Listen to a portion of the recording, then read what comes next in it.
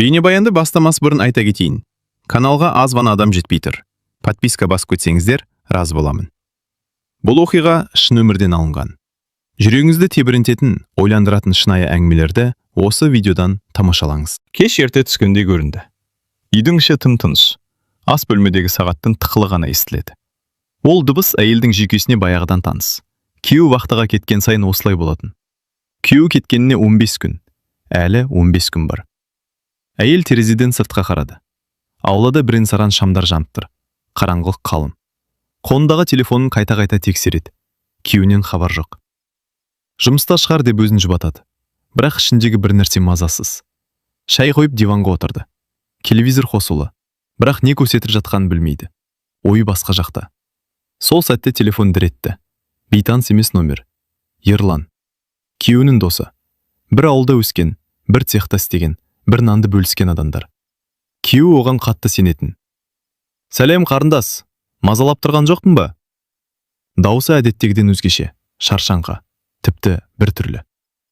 Жоқ, не болды? Деді әйел сақтықпен.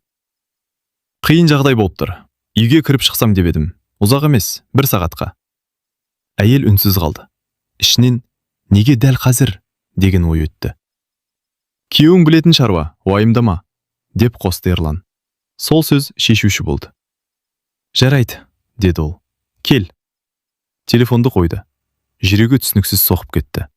Өзіне өзі артық ойлама деді. Бірақ іші бір түрлі. Жарты сағат өтпей есік қоңырау соғылды. Есікті ашқанда Ерланды көрді. Үстінде жұқа күртеше, иығы сәл еңкіш. Көзінде ұйқысыздық. Кір, деді әйел. Үйге кіргенде Ерлан аяқ киімін шешіп тұрып, бір сәт айналасына қарады. Үйдің тыныштығы, әйелдің жалғыздығы сезіліп тұр. Шай қояйын ба? Деді әйел әдеттегі сыпайылықпен. Иә, рахмет. Ас бөлмеде үнсіз отырды. Шайдың буы көтеріліп тұр. Ерлан бірден әңгіме бастамады. Әуелі қолын жылтып, терең тыныс алды. Уақытта қиын болып жатыр, деді кенет. Анау жақта бәрі жүйкені жейді. Әйел басын изеді. Күйеуі де солай дейтін. Ол қалай өзі? Деп сұрады Ерлан. Жақсы, деді әйел, бірақ дауысында сенімсіздік бар еді. Әңгіме осылай басталды. Алдымен күйеу жайлы. Жұмыс, ақша, тұрмыс, кәдімгі әңгіме. Бірақ уақыт өткен сайын сөздің бағыты өзгеріп бара жатты. Сен жалғыз қалғанда қиын емес пе? Деді Ерлан шайын араластырып отырып. Бұл сұрақты ешкім бұрын тікелей қоймаған. Үйреніп кеттім, деді әйел қысқа ғана. Ерлан оған тік қарап қалды. Бір сәтке көздері түйісті. Әйел көзін тайдырды. Сағат 9-дан асып барады. 1 сағатқа ғана деп еді ғой, деп ойлады ол ішінен. Бірақ Ерлан орнынан тұрар емес. Сен күштісің, деді ол күтпеген жерден. Көбі бұлай шыдамас еді. Бұл сөз әйелді абдыратып тастады. Жай комплимент сияқты, бірақ бір түрлі әсер қалдырды. Ерлан, кеш боп қалды, деді ол әңгімен аяқтағысы келіп. Иә, деді ол. Тағы аз ғана отырайық. Сыртта түн ғой. Әйел сағатқа қарады. Сыртта расымен қараңғы, көңілі екідай. Сол сәтте ол бір нәрсені сезді. Бұл түн әдеттегідей өтпейді. Есіктің ар жағында түн, үйдің ішінде 2 адам, ал күйеуі 100 шақырым жерде. Сағат тықылы тағы да анық естілді. Шай салқындап қалған. Әйел кесені қолына алып, ернін тигізбей қайта қойды. Ерлан болса асықпай ішіп отыр. Үндемей отыруда бір түрлі ауыр. Үйің тыныш екен, деді ол айналасына қарап. Адамда тыныштыққа үйреніп кетеді ғой, ә? Әйел жауап бермеді. Бұл сұрақ емес, бірдеңені аңғартқан сөз еді. Алғашында қиын болды, деді ол біраздан соң. Кейін әдет. Әдет ең қауіпті нәрсе, деп күлді Ерлан. Адам бәріне үйреніп алады. Ол күлді, бірақ күлкісінде жеңілдік жоқ. Әйел оның жүзіне қарады. Бұрын мұндай байқай бермейтін. Қазір көзінің астында көлеңке, қабағы сәл түйіліп тұр. Сен де өзгеріпсің, деді Ерлан кенет. Қалай? Деді әйел абдырап. Сабырлырақ. Бұрын көп сөйлейтін едің. Әйел ішінен таңғалды. Мен оны сонша жақын танымайтын едім ғой, деген ой келді. Телефон тағы да үнсіз. Күйеуінен хабар жоқ. Ол саған жиі хабарласа ма? Деп сұрады Ерлан жай ғана. Қолынан келгенше, деді әйел. Байланыс қиын ғой. Ерлан басын изеді. Бір сәт үнсіз қалды. Ол сені қатты жақсы көреді, деді кенет. Бұл сөз күтпеген жерден айтылды. Әйел не дерін білмей қалды. Білем, деді ақырын. Бірақ еркектер кейде байқамай қалады, деп жалғастырды Ерлан. Қасындағылардың не сезіп жүргенін. Ол сөзін аяқтамай тоқтады, бірақ айтпағы анық еді. Әйел орнынан тұрып терезеге жақындады. Сыртта шамдар дірілдеп тұр. Қараңғылық қою. Ерлан, сен не айтқың келіп отыр? Деді ол арқасын беріп. Ештеңе, деді ол тез. Тек сөйлескім келді. Әйел қайта отырды. Арадағы қашықтық бұрынғыдан қысқарып қалғандай. Біреу орындықтарды жақындатып қойғандай сезілді. Бүгін бір түрлісің, деді әйел. Мүмкін, деді Ерлан. Себебі мен де жалғызбын. Осы сөз ауада ілініп қалды. Жалғыздық кейде адамды сөйлетеді, деп қосты ол. Кейде артық сөйлетеді. Әйел жүрегінің соғысын анық сезді. Бұл әңгіме енді жай әңгіме емес екенін түсінді. Сағат 10-нан асып кетті, деді ол тағы да. Білем, деді Ерлан. Бірақ мен қазір шықсам, қайда барам? Бұл нақты сұрақ еді. Әйел үнсіз қалды. Бір сәтке өзін тұйыққа тірелгендей сезінді. Айтса ыңғайсыз, үндемесе жауаптың өзі. Диванда отыра тұр, деді ол ақырында. Біраз аздан соң жол ашылар. Бұл сөз айтылған сәтте-ақ әйел іштей өкінді. Ерлан басын изеді. Рахмет, деді жай ғана. Телевизордағы дыбыс қатты естіліп кетті. Әйел дыбысын азайтты. Үй бұрынғыдан да тыныш болып қалғандай. Сағат тықылы. Телефон үнсіз. Ал түн әлі ұзақ еді. Телевизордағы дыбыс фомға айналып кеткен. Экран жанып тұр, бірақ ешкім қарамайды. Әйел диванның шетінде, Ерлан қарсысында отыр. Аралары бір қол созым ғана. Сағат 11-ден асып кеткен. Әйел тағы да телефонын тексерді. Хабар жоқ. Күйеуінен де, ешкімнен де. Ол түнде мүлде шықпай ма байланысқа, деп сұрады Ерлан. Кейде, деді әйел қысқа ғана. Қиын ғой, деді ол. Адам күтіп отырады. Ол күтіп отырады дегенде әйел өзіне айтылғандай қабылдады. Ішінен бір нәрсе қозғалды. Айтуға болмайтын, бірақ бар нәрсе. Ерлан күртешесін шешіп диванның арқасына іліп қойды. Қалтыратып кетті, деді ол. Үйің жылы екен. Әйел оның бұл қимылын байқап қалды. Бұл неге шешінді деген ой жылт етті де тез өшірді. Шай ішесің бе тағы, деді ол орнынан тұрып. Ішем, деді Ерлан. Егер сен де қарсы болмасан. Ас бөлмеде екеуі қатар тұрды. Әйел кеселерді алып жатқанда Ерлан тым жақын тұрғанын сезді. Ығы-ығына тиіп кете жаздады. Ол бір қадам алшақтады. Кешер, деді Ерлан баяу. Байқамай қалдым. Бірақ ол байқамаған жоқ еді. Шай қайта қойылды, бірақ бұл жолы үнсіздік бұрынғыдан ауыр болды. Мен бастапқыда 1 сағатқа ғана кірем деп ойлағам, деді Ерлан. Бірақ кеткім келмей тұр. Неге? Деді әйел өзі де байқамай. Ерлан бір сәт ойланып қалды. Себебі, деді ол. Мұнда тыныш, мұнда біреу тыңдайды. Бұл сөз әйелге тікелей әсер етті. Көптен бері оны ешкім тыңдамағандай еді. Ерлан, деді ол төмен дауыспен. Сен дұрыс емес жердесің қазір. Білем, деді ол тез. Бірақ ештеңе істеп жатқан жоқпыз ғой. Осы сөйлем бәрін өзгертіп жіберді. Әзірге деген сөз айтылмаса да, екеуінің де ойында тұрды. Сол сәтте сырттан желдің қатты гуілі естілді. Терезе сықырлады. Үй ішіндегі жарық бір сәтке жыпылықтап барып, пайта жанды. Электр тағы да өшетін шығар, деді әйел. Егер өшсе, деді Ерлан сөзін аяқтамай. Не, деді әйел. Ештеңе, деді ол. Айтпай-ақ қояйын. Әйел жүрегінің дүрсілін сезді. Бұл жай ғана қорқыныш емес еді. Сен кетуің керек, деді ол батылдық жинап. Ерлан орнынан тұрды. Әйел бір сәт жеңіліп қалғандай болды. Бірақ ол күртешесін алмай терезеге қарай жүрді. Қараш, деді ол. Боран күшейіп келеді. Қазір жолға шығу ақымақтық. Әйел де терезеге қарады. Шында да сыртта жел ұйтқып тұр. 1 сағатқа ғана, деді Ерлан. Жол ашылғанша. Бұл жолы әйел қарсы ештеңе айта алмады.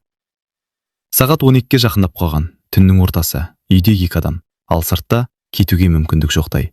Әйел ішінен бір ғана ойды анық сезді. Осы сәттен кейін бәрі басқаша болады. Жарық толық өшпеді, бірақ әлсіреп тұрды. Ас бөлмедегі шам бозарып, көлеңкелер ұзарды. Үй бұрынғыдай емес, бөтен, тар сияқты. Ерлан терезеден ұзақ қарап тұрды да ауыр күрсінді. Кейде адам өз өмірінен қашып келеді, деді ол кенет. Әйел диванда үнсіз отыр. Бұл сөзінің өзіне арналмағанын білсе де, ішіне тиді. Мен сендерге жиі келмейтінім ғой, деп жалғастырды Ерлан. Әдейі. Неге? Деді әйел. Себебі, ол тоқтап қалды.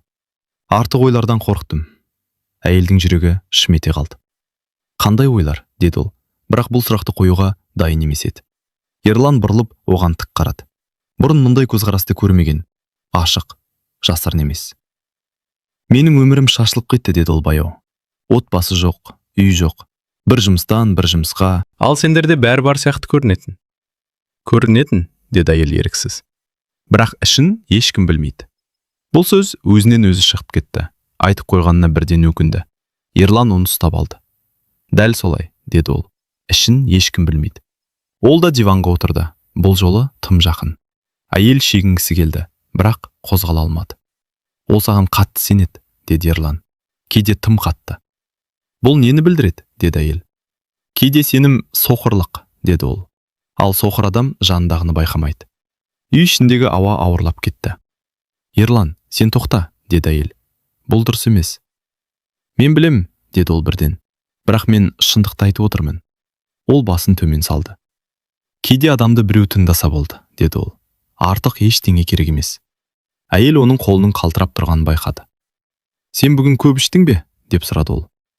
Жоқ, деді Ерлан. Тек ішімдегіні көп жыл айтпадым. Осы сөздер әйелді жұмсартып жіберді. Ол өзін ұстап тұрған шекараның жұқарып бара жатқанын сезді. Сен жақсы әйелсің, деді Ерлан кенет. Ол соны біледі ме білмеймін. Жетеді, деді әйел қатқылдау. Бұлай сөйлеме. Ерлан үнсіз қалды. Сосын жай ғана. Кешір, деді. Артық кеттім. Бірақ айтылған сөздер кері қайтпайды. Сағат бірден асып кеткен. Әйел терезеге тағы қарады. Боран басылар емес. Түн ортасы. Күйеуі алыс. Үйде айтылмаған сөздер. Түн тереңдеген сайын ойлар да ауырлай береді екен. Үйдің іші тым-тыныш. Тек сағаттың тықылы мен терезені сабалаған жел. Әйел диванның шетінде отыр. Қолындағы телефонды өшіріп қосып қояды. Экранда бір ғана үміт. Күйеуінің аты. Бірақ ол үнсіз. Хабар келмей ме? Деді Ерлан жай ғана.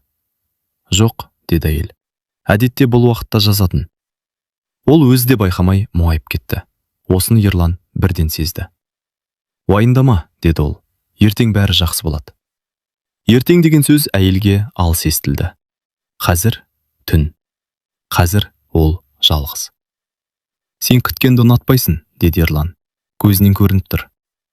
Кім ұнатады, деді әйел. Кейбіреулер үйреніп алады, деді ол. Ал сен үйренбегенсің. Бұл сөз оның жүрегіне дәл тиді. Себебі рас еді. Мен мықты болуға тырысам, деді әйел төмен қарап. Бірақ кейде шашайым. Бұл осы түндегі ең ашық сөз болды. Ерлан үндемей тыңдады. Кеңес берген жоқ, ақыл айтқан жоқ. Тек қасында отырды. Ол сені жалғыз қалдырмаймын деп уәде берген шығар, деді ол абайлап. Әйел басын изеді. Бірақ өмірде бәрі жоспардай болмайды, деп қосты Ерлан. Білем, деді әйел. Бірақ білу мен сезіну екі түрлі. Сағат 2-ге таяп қалған. Сырттағы боран сәл басылғандай. Бірақ жол әлі жабық. Ерлан кетуге асықпайды. Әйел де нақты кет дей алмайды. Егер қаламасаң, мен қазір-ақ кетем, деді Ерлан кенет. Бұл сөз күтпеген жерден айтылды. Әйел оған қарады. Осы сәтте бәрі оның жауабына байланысты екенін түсінді. Жоқ, деді ол бірден. Сосын өзінен шошып кетті. Яғни, қазір қауіпті ғой. Ерлан сәл жымиды. Бірақ ол жымиыс жеңіс емес, түсіну еді. Жақсы, деді ол. Онда тек отырайық. Олар үнсіз отырды. Бірақ бұл үнсіздік енді жай емес еді. Ол сөзден де қатты. Әйел бір сәтке көзін жұмды. Сол сәтте күйеуінің бейнесі елестеді. Дауысы, күлкісі. Не істеп отырсың дегендей. Ол көзін ашты. Ерлан оған қарап отыр екен. Сен қазір күресіп отырсың, деді ол ақырын. Көріп тұрмын. Әйел жауап бермеді. Себебі қарсыласуға күші азайып бара жатқан өзі де сезді. Бұл түн оны сынап жатыр еді. Жарық кенет қайта жыпылықтап өшіді. Үй бір сәтке мүлде қараңғылыққа батты. Электр кетті, деді әйел даусы дірілдеп. Сыртта жел күшейіп, терезені біреу ұрып жатқандай. Үй бұрынғы қауіпсіз жер емес сияқты сезілді. Ерлан орнынан тұрып, телефонның шамын жақты. Қорықпа, деді ол. Қазір қарайым. Жарықтың әлсіз сәулесі бөлмені бөліп жарып тұр. Көлеңкелер қабырғада қозғалып, түнді одан сайын ауырлатты. Әдетте тез келеді, деді әйел өзін жұбатқысы келіп. Иә, деді Ерлан, бірақ сенімсіз. Олар қайта отырды. Бірақ енді арадағы қашықтық жоққа теңеді. Қараңғылық адамды ашық қылады екен. Білесің бе, деді Ерлан біраздан соң. Кейде бір түн бүкіл өмірді көрсетіп қояды. Нені айтқың келіп отыр, деді әйел. Мен бүгін сенің қандай адам екеніңді көріп отырмын, деді ол. Ал сен мені бұрын байқамаған шығарсың. Әйел жүрегінің дүрсілін анық естіді. Қараңғылықта бәрі анық сезіледі. Ерлан, деді ол қаттырақ. Біз тоқтауымыз керек. Біз не істеп жатырмыз, деді ол тыныш қана. Сөйлесіп отырмыз. Бұл сөздің қауіптілігі сонда еді. Сыртта бірдеңе қатты тарс етті. Әйел селк етіп орнынан тұрды. Боран күшейіп кетті, деді ол. Мүмкін сен бүгін қалуың керек шығар. Бұл сөз оның аузынан қалай шыққан өзі де түсінбеді. Ерлан оған тік қарады, ұзақ, үнсіз. Сен соны шынымен қалайсың ба, деді ол. Бұл осы түндегі ең ауыр сұрақ болды. Әйел жауап бермеді. Себебі шын жауапты өзі де білмей тұрды. Ол тек бір нәрсені анық сезді. Қазір бір қадам жасалса, кері қайту қиын. Мен сені ешқашан ренжіткім келмейді, деді Ерлан баяу. Бірақ мен де адаммын. Бұл сөз әйелдің ішкі қорғанысын әлсіретті. Жарық әлі жоқ. Телефондарда байланыс нашар. Үйде тек екеуі. Сағат 3-ке таяп қалған. Түн ортасы ең әлсіз уақыт екен. Әйел терең тыныс алды. Алдында екі жол тұрды. Екеуі де ауыр. Қараңғылықта уақыт баяулап кеткендей. Телефон шамының жарығы әлсіреп қайта сөніп қалды. Үйде енді тек сырттағы желдің гуілі мен екеуінің тынысы ғана бар. Әйел орнында тұрып қалды. Қайта отыруға да, алға жүруге де батылы жетпеді. Мен дұрыс істемей отырмын, деді ол сыбырлап. Ерлан орнынан тұрды, бірақ жақындаған жоқ. Сол күйі тоқтады. Дұрыс пен бұрыстың арасы кейде өте жұқа, деді ол. Бір сәт қана. Бұл сөз әйелдің ішін тітіркендірді. Себебі дәл сол сәт қазір еді. Егер сен бір қадам жасасаң, деді ол, даусы дірілдеп. Кейін бәрі басқаша болады. Ал егер жасамасаң, деді Ерлан. Бұл сұрақ күтпеген жерден соққылай киді. Әйел көзін жұмды. Сол сәтте күйеуінің дауысы, үйлену тойы, уәделер бәрі көз алдынан өтті. Бірақ дәл солардың арасында бүгінгі жалғыздық та тұрды. Мен әлсізбін қазір, деді ол ашық. Сол үшін қорқам. Ерлан бір қадам алға шықты да қайта тоқтады. Мен сенің әлсіз кезіңді пайдаланып кеткім келмейді, деді ол. Бірақ мен де өтірік айта алмаймын. Әйел көзін ашты. Екеуінің арасы бір қадам ғана, тек бір қадам. Сағаттың тықылы қаттырақ естілгендей болды. Уақыт қысым жасап тұр. Сол сәтте әйел шегінді. Артқа бір қадам. Жоқ, деді ол. Біз мұнда тоқтаймыз. Бұл сөз ауыр шықты, бірақ анық. Ерлан терең тыныс алды. Көзін төмен салды. Түсіндім, деді ол. Бұл дұрыс шешім. Бірақ даусында өкініш бар еді. Үй қайтадан тым тыныш болып кетті. Бірақ бұл тыныштық басқа, ауыр, айтылмаған нәрселерге толы. Сағат 4-ке таяп қалған. Әйел жоқ дегеннен кейін үйдің іші бұрынғыдан да тарылып кеткендей болды. Сөз айтылмайды, бірақ бәрі айтылып қойған. Ерлан күртешесін алып қолына ұстап тұрды. Киіп жатқан жоқ, кеткісі келетіндей, бірақ кетуге батпай тұрғандай. Мен шығып такси шақырайын, деді ол ақырын. Боран әлі басылған жоқ, деді әйел. Бұл жолы ол тоқтатқысы келіп айтпады. Тек шындықты айтты. Бірақ сөздің өзі қайтадан бәрін шатастырып жіберді. Ерлан басын изеді. Онда мен кіребесте отыра тұрайын, деді. Бұл да шекара еді. Үйдің ішінде, бірақ алысырақ. Ол кіреберіске өтті. Әйел жалғыз қалды. Диванға отырды да бір сәт қозғала алмай қалды. Денесі шаршаған, ал ойы тыныш емес. Телефонын алды. Күйеуінен бір ғана хабар. Байланыс нашар, ертең жазам. Осы екі сөйлем жүрегіне ауыр тиді. Дәл қазір керек еді. Дәл осы түнде. Кіреберістен бір дыбыс естілді. Ерлан орындыққа отырған сияқты. Сен ұйықтамайсың ба? Деді ол алыстан. Ұйқы келмей тұр, деді әйел шындықты жасырмай. Маған да. Тағы үнсіздік. Бір кезде Ерлан қайта келді. Бұл жолы асықпай. Мен кетем, деді ол. Боран бәсеңдеген сияқты. Әйел орнынан тұрды. Есікке дейін бірге барды. Қолдары қимылсыз. Көздері кездесіп қалды. Бүгін бәрі артық болды, деді Ерлан. Иә, деді әйел. Бірақ бәрі болған жоқ. Бұл сөз екеуіне де ауыр тиді. Ерлан есікті ашты. Суық ауа кірді. Түн тынысы сезінді. бір нәрсе айтайын, деді ол кенет. Сен жаман адам емессің, бұл түн соны дәлелдеді. Әйел жауап бермеді. Себебі көзінде жас тұрды. Ерлан шығып кетті. Есік жабылды. Үй қайтадан тыныш. Бірақ бұл тыныштық енді бос емес. Әйел есікке қарап тұрып қалды. Ол бір нәрсені анық түсінді. Кейбір түндер ештеңе болмағанмен бәрін өзгертуші береді. Сағат 5-ке жақындап қалған. Есік жабылғаннан кейін әйел ұзақ қозғала алмады. Үйде енді тек өз тынысы ғана бар сияқты. Қабырғалар да тыңдап тұрғандай. Ол шамды жақты. Жарық бар, бірақ жылу жоқ. Сағат 5-ке таяп қалған. Ұйқы келмейді. Көзін жұмса ой, көзін ашса сол ой. Ас бөлмеге өтті. Су ішті. Айнаға қарады. Айнадағы әйел кеше-кешке дейінгі өзі емес. Көзінде бір түннің ізі бар. Телефонды қолын алды. Күйеуінің хабары қайта ашық тұр. Ертең жазам. Ертең, деп сыбырлады. Осы сәтте телефон тағы дір етті. Ерлан. Жүрегі тарс ете қалды. Бірнеше секунд ойланып тұрды да ашты. Мен жеттім, жол қиын болды. Бірден жауап жазғысы келмеді. Бірақ үнсіз қалуда мүмкін емес еді. Жақсы, жеткеніңе қуаныштымын. Жауап бірден келді. Бүгінгі түн туралы. Осы жерде ол демін ішіне тартты. Ешкімге айтылмайды. Сен де, мен де білеміз. Солай дұрыс. Әйел экранға ұзақ қарады. Бұл сөздің салмағы ауыр еді. Айтылмайтын нәрсе, ұмытылатын нәрсе емес. Иә, деп жазды ол қысқа ғана. Телефонды қойды. Диванға отырды. Терезеден сыртқа қарады. Көкжиек ағара бастапты. Түн кетіп барады. Бірақ түнмен бірге бәрі кетпейді екен. Ол ішінен бір нәрсені анық сезді. Бұл түн оны әлсіз емес, саналы еткен. Себебі ол тоқтай алды. Бірақ сол тоқтаудың өзі де із қалдырды. Ас бөлмедегі сағат тағы тықылдай бастады. Таң келді.